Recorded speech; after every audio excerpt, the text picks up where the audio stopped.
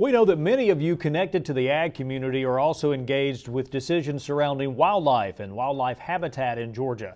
Today, the Monitor takes a look at how you can help make a big impact in conserving native animals across the state. In 2014, Georgia lawmakers passed legislation that benefits the State Department of Natural Resources. After getting the governor's signature, it became law last July. Wildlife biologist REGGIE THACKSTON told me the new law lowered the cost associated with buying or renewing a wildlife plate that goes on your vehicle. Only $25 more than a standard plate, and dedicates more than 75% of the fees to the DNR Wildlife Resources Division. This kind of effort is very expensive, and funding is key. The funding that we use for the Bob White Initiative comes solely from the Bob White Quail Initiative license plate, which has the deer and the turkey and the quail on it. And we use that money plus whatever we can garner by using those funds to match federal funding and other grants. We use those funds collectively to, first and foremost, hire quail biologists that work free of charge with landowners to develop technical guidance plans for integrating quail management into their landscape. We also have in the past paid some incentives, and we're looking at doing that again on habitat work for quail.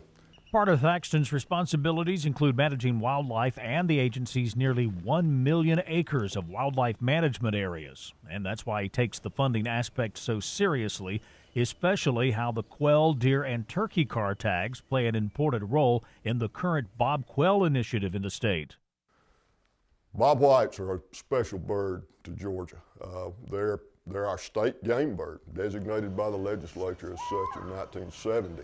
And Georgia has a rich heritage of Bob White hunting, and people just like to hear them out on the land, whistling Bob Whiting in the spring.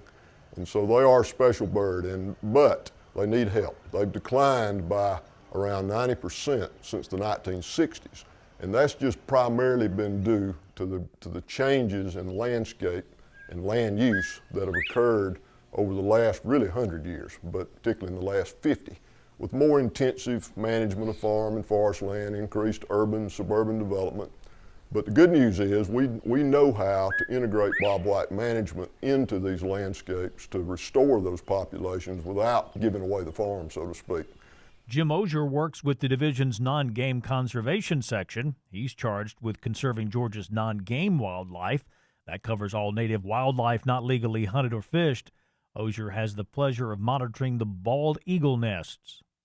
I guess one of the most satisfying things to me over the years, what I just mentioned, the bald eagles. I mean, when I first started, that was a bird that was of great concern, and we've put programs in place, and every year I've been able to see those programs being effective, and we get to go out and check on each nest, the ones we know about each year, and seeing the numbers grow each year and seeing how people respond to that as well. The sales and renewals of the 2 bald eagle designs and hummingbird plate help fund Georgia's Wildlife Conservation Fund. The non-game plates consist of more than half of all contributions to the Wildlife Conservation Fund. Those contributions protect non-game wildlife. And a species that's receiving a lot of attention lately here is the gopher tortoise, and it's one that's fairly widespread in Georgia, and you see it fairly common in some places, but the facts are that it's disappeared from a lot of areas, and the population is dropping drastically. And the Fish and Wildlife Service, which is the federal wildlife agency, has been petitioned to place this on the endangered species list, and we would like to keep it off the list.